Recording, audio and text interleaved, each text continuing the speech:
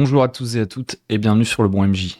Dans cette vidéo, on va reprendre la Shadow March. C'est la première vidéo de la saison 2 de la Shadow March. Je suis super content de reprendre après les vacances et tout. Il y a pas mal de choses qui changent par rapport à la saison 1. Si vous n'avez pas vu la saison 1, grosso modo, la Shadow March, le concept, c'était de créer une table ouverte où on jouait à Shadow Dark toutes les 2 fois par semaine avec des gens. Et on faisait une sorte de gros bac à sable et tout. Vous pouvez aller voir ça sur la chaîne, il y a genre 10 épisodes, un truc comme ça.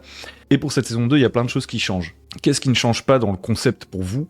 Ce qui change pas, c'est que, en fait, je vais vous parler d'une campagne, semaine après semaine, partie après partie, vous faire des retours sur ce qui s'est passé, donc ça vous permet de suivre l'histoire déjà, mais aussi on parle un petit peu de comment j'ai pu gérer telle ou telle situation, s'il y a des choses intéressantes à en dire. Comme ça, c'est du concret, on n'est pas dans la théorie, on est dans qu'est-ce qui s'est passé dans la dernière partie, qu'est-ce que moi je me suis dit à tel ou tel moment. C'est ça l'intérêt de la Shadow March. Donc si à la place de regarder un actual play, c'est-à-dire des gens qui jouent, vous avez envie de voir une série sur quelqu'un qui prépare des campagnes et qui explique comment il est fait et ce qui s'est passé la dernière fois, etc., soyez les bienvenus. Si vous connaissez déjà le concept, par contre, il y a des choses qui changent.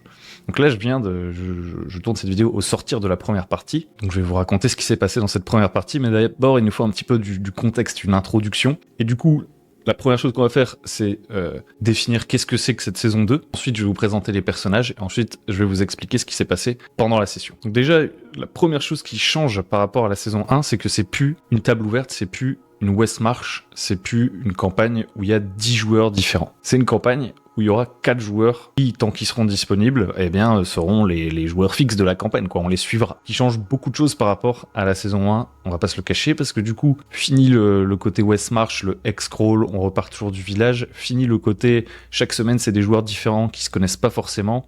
Non, là, on est sur une campagne de Donjons et Dragons beaucoup plus classique, j'ai envie de dire. Même si on joue pas à Donjons et Dragons, on joue à Shadow Dark. Et c'est le deuxième point. Donc, c'est toujours une campagne en Shadow Dark, comme dans la première saison. Il y a quand même pas mal de différences. C'est que déjà, dans la première saison, je découvrais Shadow Dark. Là, ça va, j'ai quelques parties derrière moi. Et les gens avec lesquels je joue, la moitié ont déjà joué à Shadow Dark. Donc, déjà, c'est cool.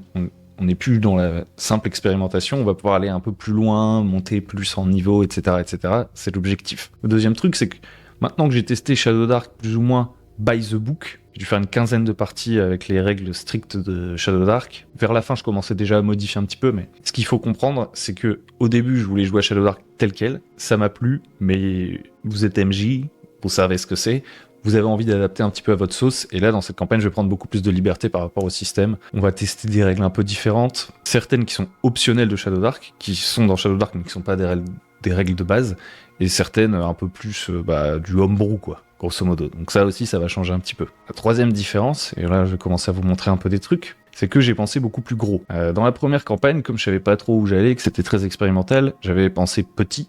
J'avais créé une petite île dans laquelle les joueurs vont jouer, et je me disais, si ça prend, on verra pour une saison 2, faire agrandir l'univers, réfléchir à l'univers et tout. Donc j'avais pas une vision très très long terme de la campagne. Là, j'avais envie, et je vous en parlais dans d'autres vidéos, de retourner vers des campagnes un peu plus épiques, où on se donne tout de suite une grosse ambition, où on voit large, et c'est ce que j'ai fait. J'en ai parlé dans les trucs sur Legend Keeper. Là, j'ai une carte qui regroupe plein de biomes, ce qui va me permettre d'utiliser un bestiaire beaucoup plus vaste. Je passe rapidement dessus, parce qu'on n'a pas envie de se spoiler trop, mais j'ai réfléchi à plus de plot, plus de factions qui tirent les ficelles dans l'ombre. J'ai commencé en pensant gros, et puis ensuite, je suis allé vers le plus petit, parce qu'il faut toujours redescendre au plus petit, surtout si on veut jouer un jour, j'ai envie de vous dire, mais j'ai déjà une région où il y a pas mal de points d'intérêt, et c'est pas fini.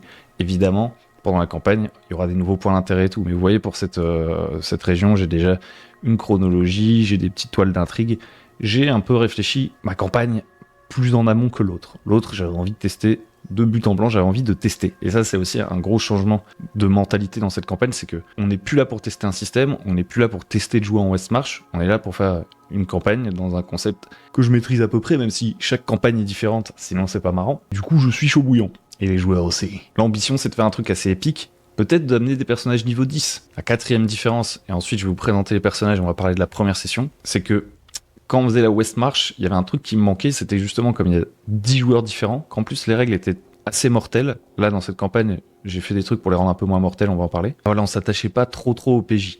Il leur manquait un petit peu de liant, et aussi les joueurs, comme ils jouaient pas toutes les semaines, qui passaient de temps en temps, que chaque partie, c'était un groupe différent. Il n'y avait pas d'intrigue très personnelle, pas de PNJ auquel on s'attache, etc. Ça n'empêche que c'était très cool. Je suis content de l'avoir testé parce que j'avais jamais fait un côté 100% bac à sable. Là, on revient à un truc un petit peu plus avec de l'intrigue, un peu plus de background. Et quand on parle d'intrigue et de background, c'est pas une intrigue genre on sait exactement où on va, ça reste du bac à sable. Mais il y a des grands méchants dans l'ombre. Et quand on dit background, ça veut pas dire que j'ai inventé tout l'univers. Ça veut dire qu'il y a quand même une toile de fond, un canevas, un peu de matière. Et évidemment, comme c'est du bac à sable quand même, que c'est un mix, je vais avoir beaucoup de choses à créer pendant la campagne. Surtout que, on s'est aussi dit un truc, c'est que même si on joue avec les mêmes joueurs et qu'on suit un groupe de personnages, si à un moment donné, il y a un de ces personnages, on se dit, bah, il y a plus trop de raisons qu'il soit dans le groupe, ce qui est tout à fait possible, parce que c'est pas une campagne basée seulement sur l'histoire des personnages. J'ai d'abord pensé à la campagne et ensuite les joueurs sont venus mettre leur personnage dedans. Il se peut très bien qu'à un moment donné, bah, il y a un personnage, ils disent, bon, bah, moi, mon personnage a accompli ce qu'il voulait faire, il s'en va, vous voyez. C'est une possibilité. Et dans ce cas-là, bah, le joueur crée un autre personnage qui vient rejoindre le groupe. Un autre truc que je peux vous montrer vite fait, c'est un document que j'ai fait pour les personnages, pour les joueurs, pardon. Donc c'est un petit PDF où, voilà, là j'ai pitché un peu la campagne, j'ai posé les règles, qu'est-ce qui change par rapport au Shadow Dark de base, donc on va tout de suite regarder ça. J'avais envie que ce soit un peu plus héroïque que dans la saison 1.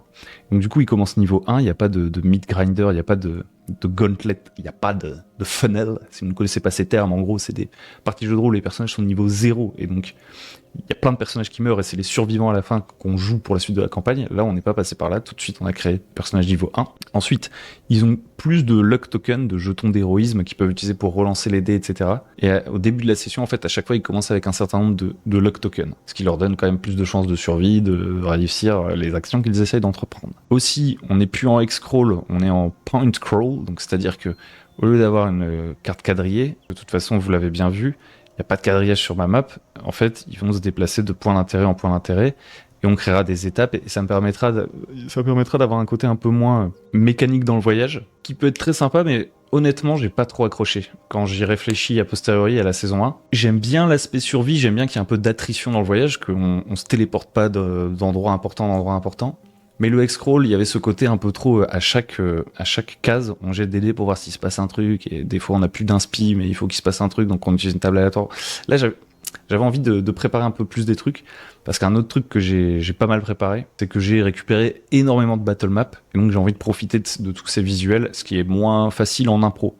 J'ai envie de pouvoir penser à plein de petits lieux que je peux poser, et qui sont pas forcément attachés à un X précis, etc., etc. Donc les règles de voyage vont changer un petit peu. Pour l'instant, on est encore un peu dans le flou, on vient tous de commencer. Ensuite, voilà, j'ai mis des phrases type aventurier, voyage fantastique, héros, pour montrer qu'on serait dans un truc plus héroïque et que les personnages, même s'ils peuvent mourir et que le jeu reste tout à fait mortel, l'ambition, c'est voilà, de pas jouer d'épée aiguë. On a envie que notre personnage soit ambitieux, quoi. Ensuite, il y a un petit truc sur le monde rapidement. Je vous passe les détails, vous me direz si ça vous intéresse.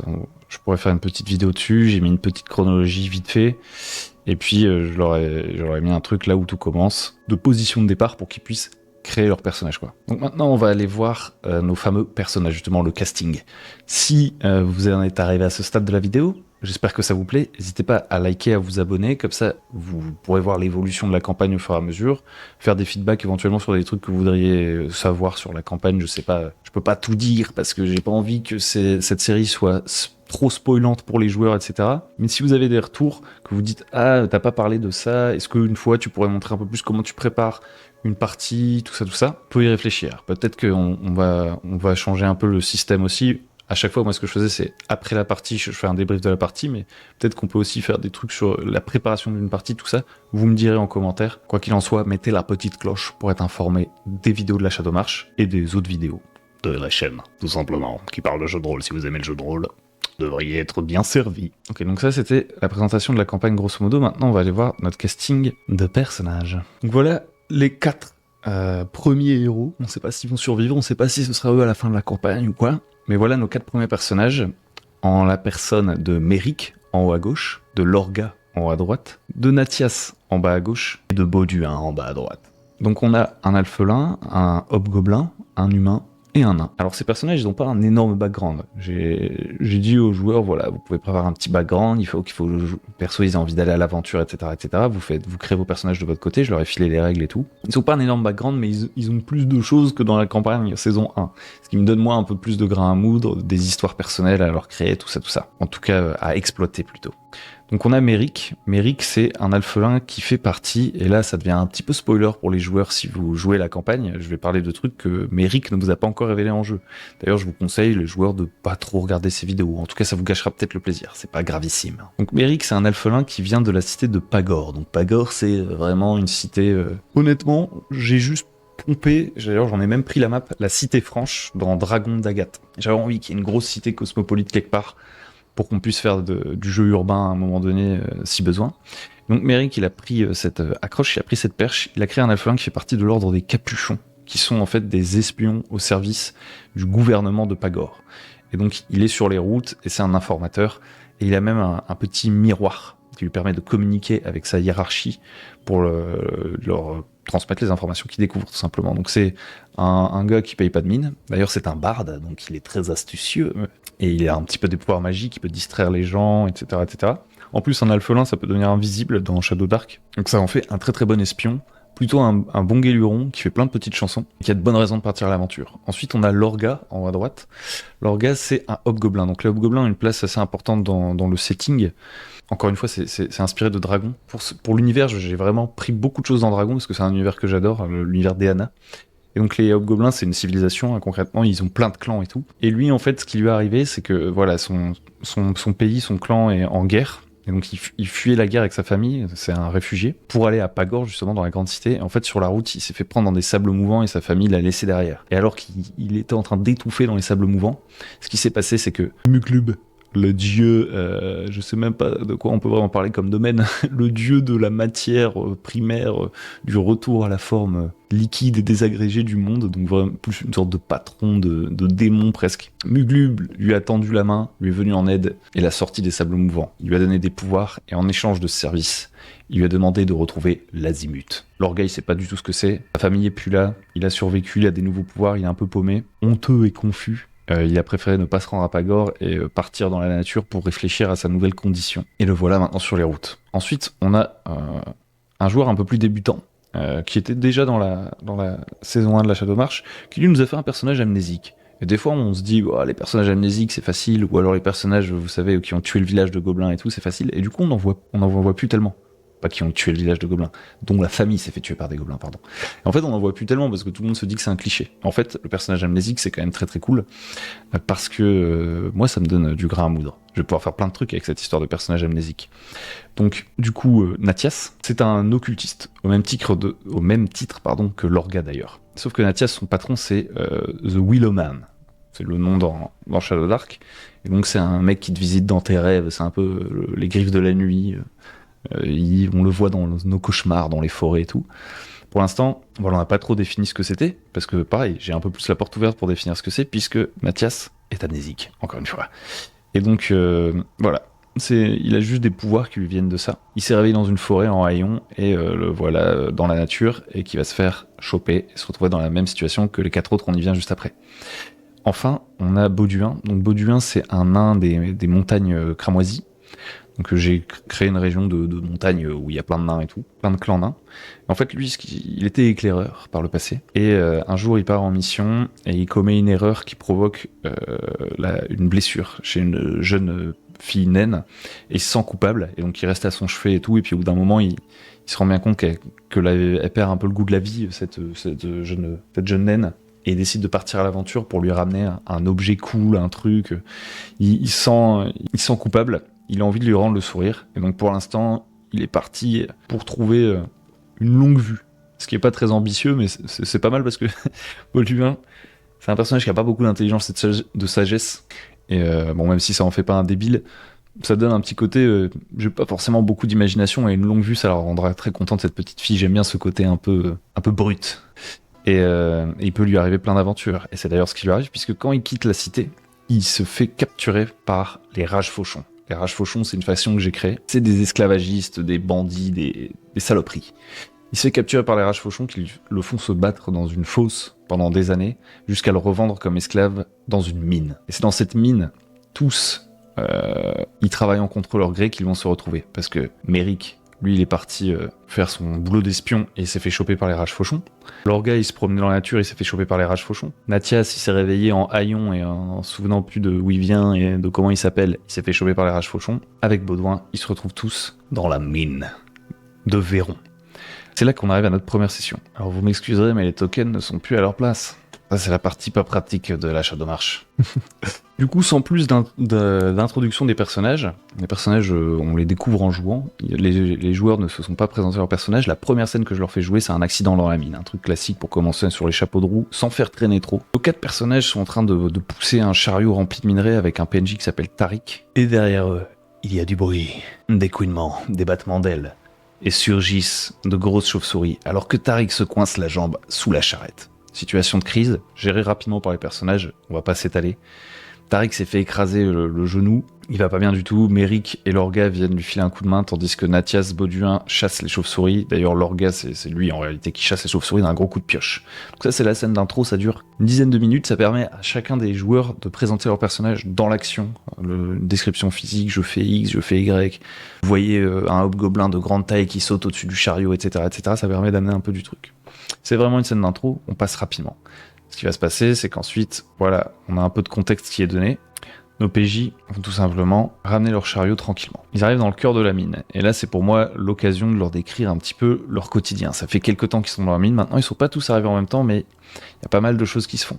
En gros, ils doivent extraire du minerai, tandis qu'ils sont sous la surveillance d'une bande de mercenaires. Des mecs pas très sympas, dirigés par le contremaître Calcas, qui est une femme de fer. Ils font ça depuis un certain temps. Ils extraient du minerai d'argent, qui est un minerai assez précieux, puisque ça permet de battre monnaie dans cet univers. Et cette mine, en fait, elle est tenue, donc eux, ils sont comme des esclaves, hein. Elle est tenue par le baron Véron. Et le baron Véron, c'est quelqu'un qui a la main mise sur la région de base, un peu de l'acte 1 de la saison, qui a la main mise sur l'échine du serpent, c'est-à-dire une chaîne de montagne et ses contreforts et la plaine en contrebas. Et là, il y a des mines et tout, à cet endroit-là. C'est une région un peu franche, où il n'y a pas vraiment de royaume, de vrais leaders, de vrais systèmes politiques. Et donc le baron Véron, il profite un peu de la situation de la région pour en exploiter les mines dans le secret. Parce que l'esclavage n'est pas autorisé, c'est pas quelque chose de cool, l'esclavage. Qu'on s'entende bien. C'est d'ailleurs ce qui a mené notre ami Méric, ici présent, à venir dans la région pour enquêter sur les agissements du baron Véron. Et il s'est retrouvé dans la gueule du loup. Et donc, ils extraient de l'argent pour le compte du baron Véron dans cette mine. Donc on parle un peu de la routine de la mine, etc. Ça permet d'installer quelques infos importantes qui vont leur permettre de réfléchir par la suite. Et un truc assez important, c'est qu'ils ont tous été marqués par un sceau qui leur a été apposé par le fameux contremaître Calcas. Donc le sceau, qu'est-ce que ça fait ? C'est, on vous marque, et si vous vous éloignez trop du truc qui a permis de poser le sceau, quoi, la marque, vous brûlez, vous vous enflammez, c'est magique, c'est un truc magique. Et donc la contremaître Calcas, elle a ce sceau, et dès que les PJ s'éloignent de la mine, eh ben ils vont brûler, ce qui évite qu'ils s'échappent. C'est un système plutôt efficace. D'ailleurs, dans la première scène, je leur avais tout de suite fait un petit foreshadowing de ça, puisque je leur expliquais que comme ils étaient assez loin du seau, ils ressentaient une chaleur. J'avais dit, vous sentez votre thorax qui vous brûle comme une bougie qu'on s'amuserait à agiter dessus. Mais il y a plusieurs gens, et là je parle des chauves-souris et tout, mais on va pas refaire la scène 1 quand même. Voilà que cette intro est faite, et les PJ, voilà, ils se retrouvent avec toute une tripotée de PNJ, dans leur cantina, c'est la fin de la journée, ils mangent du gruau et tout. Ça me permet d'introduire plusieurs PNJ. Donc je vais pas pouvoir vous révéler vraiment tout le lore, parce qu'en fait les PJ ne les connaissent pas vraiment beaucoup plus que ça, mais il y a Eldrad, qui est une femme grande, qui est une forgeronne en fait. Donc c'est un peu une doyenne chez les esclaves, entre guillemets, qui s'occupe de l'entretien du matériel, qui a un peu plus des passe-droits.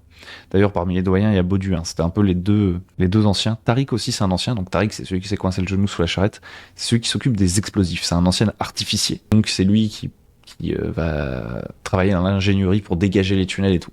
Enfin, on a Kimil qui elle est une nouvelle arrivante et que les PJ connaissent pas encore très bien, mais qui grosso modo est une jeune fille plus ou moins en fugue qui regrette de se retrouver ici. Et pour l'instant, les PJ n'en savent pas beaucoup plus. Donc ils discutent, on se renifle un peu, il y a des joueurs qui se connaissent pas encore, donc cette scène, voilà, elle est pas encore tout à fait naturelle, c'est normal, début de campagne et tout, on essaie de se mettre dans son personnage. Donc tranquillement, on discute, voilà. Ça prend un peu de temps, c'est une étape qui permet de faire des petites blagues. Vous voyez ? Et on a bien rigolé, mine de rien. Notamment, et ça c'est tout au long de la partie, avec le personnage de Méric.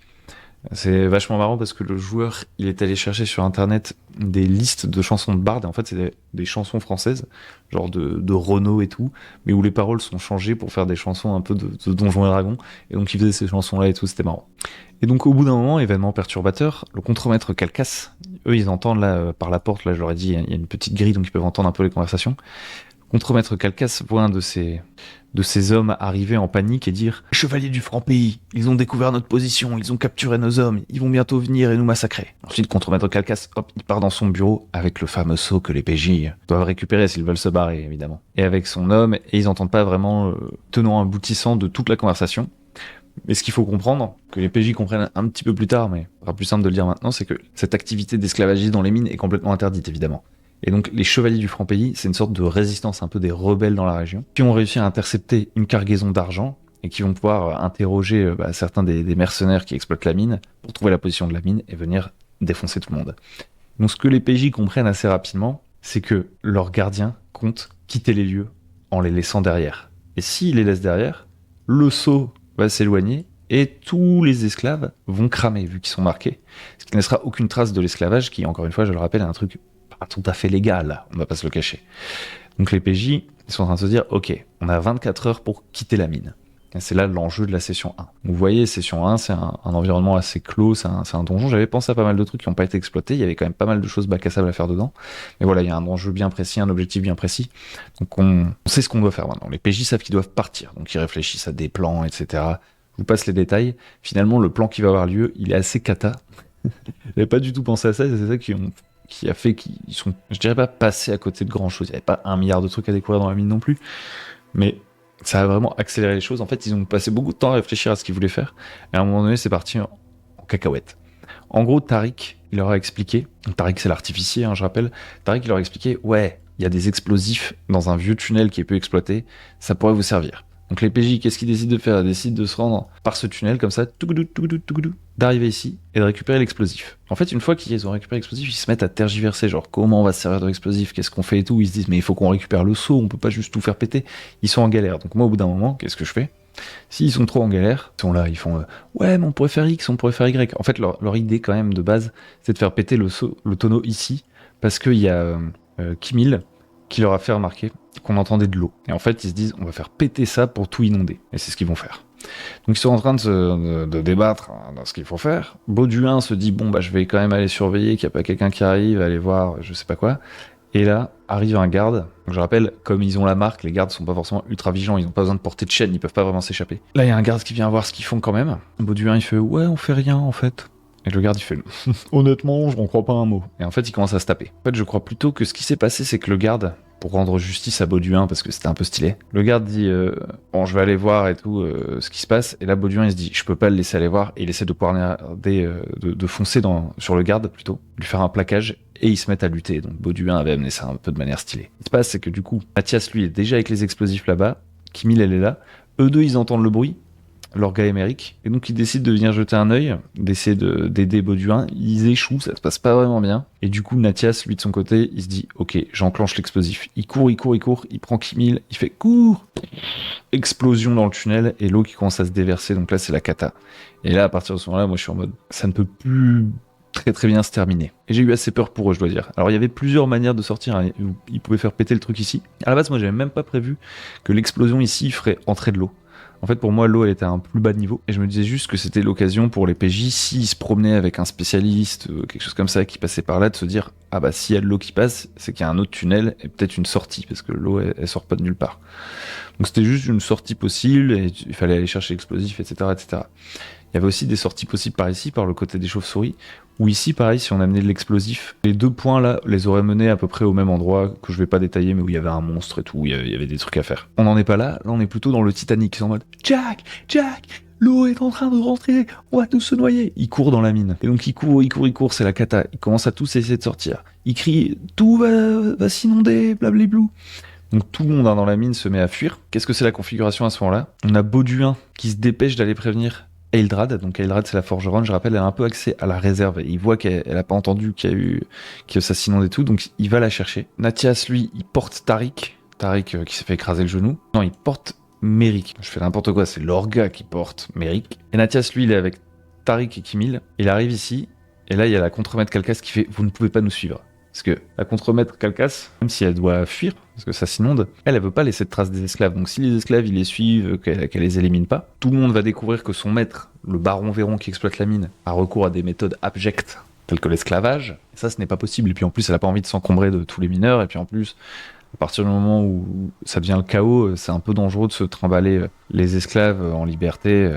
Bref, elle dit... Pas un pas de plus, vous restez ici et elle essaye de tuer ces trois-là. Nathias va essayer de faire appel au pouvoir du visiteur, du Willowman, enfin je l'ai renommé visiteur parce que Willowman, ça fait homme...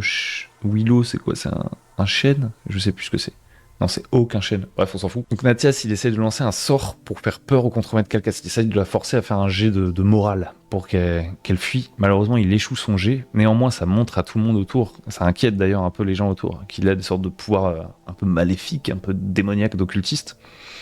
Donc le contremaître Calcas, elle fait « Je peux pas me permettre qu'un monstre comme vous me suive ». Elle essaye de le buter. Et en fait, il va lui faire un plaquage et l'assommer, et ils vont sortir de la mine. Pendant ce temps, les retardataires, ils sont là. En fait, alors qu'ils arrivent à ce niveau-là, il y a Merrick qui dit « Il faut que je récupère mon miroir », le miroir qui lui permet de parler à sa hiérarchie de la faction des capuchons, là, les espions. Et donc, ils font demi-tour avec leur gars, alors qu'il y a déjà beaucoup d'eau.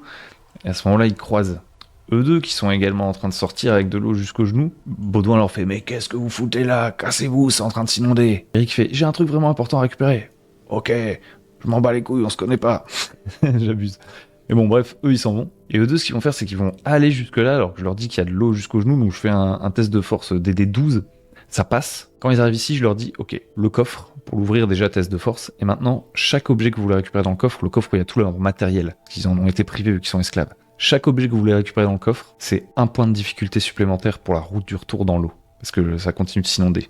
Donc je mets un fort enjeu. Du coup, ils doivent bien choisir leurs objets. Leur gars décide de récupérer son arbalète et sa masse. Merrick décide de récupérer son miroir. Et donc ça fait passer la difficulté du jet de force pour traverser l'eau de 12 à 15, pardon. Ce qui est chaud dans Shadow Dark. Et donc leur gars ensuite et Merrick, ils essaient de repartir. Et là, premier test de force, échec. Je me dis, ils vont crever maintenant. Si ils ratent léger, ils vont crever. C'est la loi de Shadow Dark. Et en fait, ils utilisent un de ces lock tokens et ils parviennent à sortir. Il fait même un coup critique, il me semble. Si je ne m'abuse, je ne sais plus. En tout cas, ils finissent par s'en sortir. On commence à arriver à la fin de cette session. Nos PJ se retrouvent à l'extérieur, du coup, sains et saufs. Alors, ils ont pris des petits dégâts à droite à gauche, je vous passe les détails. Et honnêtement, là, je me suis dit, ils vont crever. Parce qu'il faut imaginer, alors ça, c'est plus là, il faut imaginer qu'il y a beaucoup plus de tokens de bandits, parce que là, je déplace tout en vous faisant la vidéo. Mais du coup, tous les gardes sont là, en fait. Ils ont tué aucun garde, ils se sont débarrassés d'aucun garde. Donc, en fait, ils sont à découvert, sans équipement pour la plupart, face à tous les gardes qui sont prêts à leur mettre une bonne rouste. En fait, qui leur disent plutôt, si vous nous suivez, on vous tue et on va juste partir. Et puis, comme ils vont être éloignés du sceau, ils vont mourir à cause de la marque. Donc je crois que c'est lui qui portait le sceau. À ce moment-là, il y a eu des échanges de sceaux entre les gardes et tout. À ce moment-là, ils savent qu'ils doivent récupérer le sceau, sinon ils sont foutus. Et moi, j'étais en mode, bah, ça tombe, c'est la fin de la partie. Parce qu'honnêtement, s'ils déclenchent un combat maintenant, c'est la fin de la campagne, en fait. Ils vont tous crever. Moi, je pensais qu'ils allaient jouer fine, vous voyez, c'est ce que je vous disais. J'avais pas prévu ce plan un peu catastrophe. Je me disais, ils vont essayer de s'infiltrer chez le contremaître, peut-être de récupérer un crochet en allant dans la réserve, de piquer du matériel pour crocheter la porte, faire une diversion ailleurs, j'en sais rien. Non, eux, ils ont décidé de faire péter un barrage d'eau et de tout inonder. Donc, je me suis dit, allez, on va y aller, on va pas leur dire non. Et donc, du coup, là, ils se retrouvent dans la situation cata, quoi. Je me dis, s'ils se battent, ils sont morts. Mais en fait, là, Merrick, le barde, il utilise son pouvoir, dont j'avais complètement oublié l'existence parce qu'on est au début de la campagne. Il utilise son pouvoir de fascination de barde, en fait. Et donc, du coup, il arrive à paralyser tous les gardes qui sont fascinés par sa magie. Et encore une fois, c'était un jet pas facile. Parce qu'il faut faire plus que 15, en sachant que dans Shadow Dark, grosso modo, ta meilleure stat, et encore, au niveau 1, c'est pas du tout dit que tu l'es, ta meilleure stat, elle est à plus 4. Je crois pas que Merrick, il ait plus 4 de charisme, là, en début de campagne. Mais il réussit son jet, contre toute attente, avec un lock token quand même, je crois. Il fascine le groupe de bandits. Du coup, hop, Nathias, il fait les poches du mec qui a le seau, et ils s'en vont tranquillement pendant que les bandits sont fascinés. Ils mettent suffisamment de distance entre les bandits, et ensuite, ils sprintent, et ils s'en vont. Et donc on arrive plus ou moins à la fin de la partie, on va dire, aventure de cette session 1, qui était très sympathique. Et en fait, ce qui se passe ensuite, c'est qu'on a un petit débrief et tout, mais surtout, je leur dévoile un peu plus l'échelle de la campagne qu'on va jouer, pour terminer sur une petite pointe de cette campagne pourrait aller très loin, mes amis, et j'ai prévu pas mal de trucs, et c'est le cas parce que j'ai réfléchi. Alors, j'ai pas détaillé tout le monde, hein, mais voilà, les endroits sont nommés. Je sais ce qui se cache un petit peu. Il y a des grands méchants, il y a quelques donjons pour lesquels j'ai juste quelques lignes. Vous voyez, je sais ce qu'on pourrait y trouver potentiellement, quelles factions s'y terrent et quels sont leurs objectifs. J'ai pensé un peu, voilà, cette région pour la campagne, donc je leur révèle ça. Comme ça donne un petit avant-goût du côté bac à sable et de c'est parti, la campagne va commencer. Donc ils arrivent ici, sur ce nouveau board. Là, vous voyez, j'ai des tokens. Alors là, ça révèle des trucs. Encore une fois, si les joueurs y regardent, ils se spoilent, hein, les pauvres. Mais qu'est-ce que vous voulez que je vous dise? Ce sera leur responsabilité. J'ai déjà des trucs un peu prévus. Donc je leur révèle cette carte et vous voyez, j'ai des tokens que je suis allé récupérer. Et je leur montre, voilà, vous êtes ici. Et je suis assez content du rendu de ce truc, ça me fait penser à Baldur's Gate, le premier Baldur's Gate. Je vous avoue que toute cette campagne est très influencée et l'envie que j'ai de la faire, ça vient quand même beaucoup de Baldur's Gate, là, que je viens de terminer. Donc il y a un rendu un peu Baldur's Gate 1, c'était un peu ça la carte. Même si j'ai pas beaucoup joué au jeu, ça m'a marqué comme image. Et donc c'est ça le côté point crawl, au lieu de se déplacer de X en X, on se dit bon on veut aller ici, et moi je vais me dire, s'ils veulent aller ici, admettons, ils doivent faire ça, ça et ça par exemple. Je dis des trucs au pif. Il n'y a pas du tout tous les points auxquels j'ai pensé, je vais sûrement créer des rencontres en plus et tout. Et voilà, je leur montre ça pour l'instant, eux ils voient que Tarasco, les mines de Véron dont ils viennent de sortir et Calgo. Donc là je leur explique que Tarasco, c'est le chef-lieu de la région où il y a le baron Véron. Je leur explique que les chevaliers du Franc-Pays, dont on parlait un peu plus tôt, qu'on a très brièvement abordé, les chevaliers du Franc-Pays qui veulent arrêter le baron Véron, je leur explique qu'ils se cachent un peu dans la forêt là-haut. Enfin, je leur dis pas comme ça, d'ailleurs, c'est autour du feu de camp, parce que je lui ai aussi mis un feu de camp pour qu'on voit un petit peu qui sont les PNJ en présence, parce que je vous avoue, je m'attendais pas à ce que non plus ils finissent le scénario avec tous les mineurs.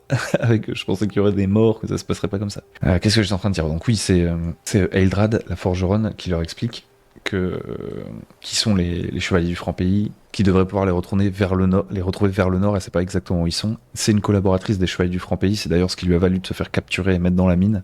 Qu'en fait, elle est apprentie forgeronne, c'est l'apprentie du forgeron de Tarasco. Elle faisait sortir des armes pour les donner aux chevaliers du Franc-Pays pour leur rébellion. Donc voilà, ils apprennent un peu sur Tarasco. Je leur explique que Calgo, c'est une ville frontière avec un royaume voisin. La vidéo commence à être longue, j'essaie de passer vite. De toute façon, on réabordera ça dans d'autres épisodes, mais c'est une ville frontalière avec la province de Marismar, qui est une autre map régionale, qui est prête. J'ai déjà plus ou moins quelques trucs préparés. Vous voyez ici sur mon Legend Keeper. Alors pour l'instant, il n'y a qu'un seul point d'intérêt, mais ça peut se développer, quoi. Et là, évidemment, autour du campement, on arrive à la phase de fin de ce genre de campagne où il est absolument capital pour moi que je sache ce que les PJ veulent faire la prochaine fois pour préparer des trucs, pour ce qu'ils ont prévu de faire. C'est comme ça que je fonctionne, de séance en séance. Même si j'ai une vision long terme. Évidemment, ils se demandent comment on fait pour se débarrasser de la marque. Est-ce qu'on peut détruire le sceau, etc. Est-ce que je leur explique, ou encore une fois, décidément, ma langue fourche, ce que je leur explique, le personnage de Kimil qui est ici, c'est que c'est plutôt risqué, donc ils commencent à se demander est-ce qu'il n'y a pas un mage puissant dans la région qui pourrait nous aider. Et ce que Kimil leur explique, c'est qu'il y a une sorcière, mais faire confiance à une sorcière, c'est pas forcément une très très bonne idée. Et que cette sorcière se trouve à Tarasco. Donc pour l'instant, ils savent que ça. Et leur idée, pour la prochaine fois, c'est de partir à la recherche des chevaliers du Franc-Pays. En se disant que les chevaliers du Franc-Pays vont peut-être pouvoir leur filer la nourriture, guérir le genou de Tariq, là, qui s'est fait écraser par le chariot au début, leur donner plus d'infos, peut-être leur donner de l'équipement et tout. Et donc, ils décident de retourner à la mine. Puisque l'élément déclencheur de tout ça, c'est quand même que les mercenaires de la mine voulaient l'évacuer, craignant que les chevaliers du Franc-Pays viennent leur régler leur compte. Donc ils se disent, on va retourner à la mine. Et là, on tombera sur les chevaliers du Franc-Pays. Et c'est ainsi que se termine cette première session. Donc ce premier épisode, il n'est pas représentatif en termes de durée, normalement, de ce que sera chacun des épisodes de la Shadowmarch saison 2. Là, je vous ai fait l'intro de la campagne, je vous ai parlé très longtemps. La prochaine fois, on se concentrera plus sur les sessions. J'espère que ça vous a plu. Moi, je sais que les joueurs sont chauds. On s'est bien marré. Ce qui est cool pour une première partie. Parce que si dès la première partie, il y a des tensions entre des joueurs qui se connaissaient pas, on se dit, la campagne est un peu morte dans l'œuf. Vous connaissez. Donc là, non, là, on était assez contents. Je pense que les joueurs, le feedback qu'ils m'ont donné, c'est qu'ils sont assez contents de voir que ça pourrait prendre des assez grosses proportions au vu de la carte et tout. Alors ça veut pas dire qu'on va jouer toute la carte, explorer toute la map et tout. Ou l'intention, c'est d'aller assez loin. On était contents des règles. Les joueurs m'ont fait des retours comme ça. Ils aiment bien la volatilité, parce qu'il y en a certains qui n'ont pas encore joué à Shadow Dark. Il y en a qui aiment bien parce que le bonus maximal que tu peux avoir pour ton perso, c'est plus 4. Sur un D20, c'est dérisoire. Donc ça fait que le jeu a beaucoup de hasard. Voilà, il y a des bons retours là-dessus. Moi, j'avoue que je suis ultra content de rejouer à Shadow Dark de manière un peu plus classique, quitte à venir bricoler. Shadow Dark, c'est pas un jeu de build, ça c'est sûr. Je pense pas qu'on va le transformer en jeu de build. C'est pas du tout un jeu de build, et c'est un jeu où voilà, ton personnage, qui progresse de manière aléatoire et la classe elle est très très limitée. Et comme là on va se concentrer vraiment sur les personnages et tout, en plus d'objets magiques, je me dis on pourra peut-être se permettre des petites capacités, peut-être une sorte de petit multiclassage par-ci par-là, ce qui n'est pas du tout une règle de base de Shadow Dark, mais la campagne là elle concerne que nous 4. Dans une West March, j'aurais moins pensé comme ça parce que j'ai envie que tous les joueurs soient à peu près sur un pied d'égalité, quoi. Donc on va appliquer vraiment les mêmes règles à toutes les tables, à tous les trucs, surtout que c'était beaucoup plus mortel. Mais bref, là je suis vraiment en train de partir en live. Tout ça pour dire que c'était très très cool. J'espère que ça vous a plu, j'espère que vous êtes content que la Shadow March reprenne, même si c'est plus vraiment la même chose qu'avant, mais c'est pas plus mal. Le concept pour vous de toute façon reste à peu près le même. C'est des retours sur des parties, vous prenez ce que vous avez à en tirer, ce que vous trouvez cool, vous pouvez poser vos questions si vous voulez, je ferai un plaisir d'y répondre si j'ai une réponse intéressante. Sinon ça se fera aussi en live, il y a des lives, ou alors il y a plein de vidéos avec plein de trucs. Si vous êtes un MJ débutant, je vous laisse aller voir tout ça. Et on se retrouve la prochaine fois pour une campagne de D&D Dungeon Dragon Epic Fantasy Campaign Adventure Shadow Dark.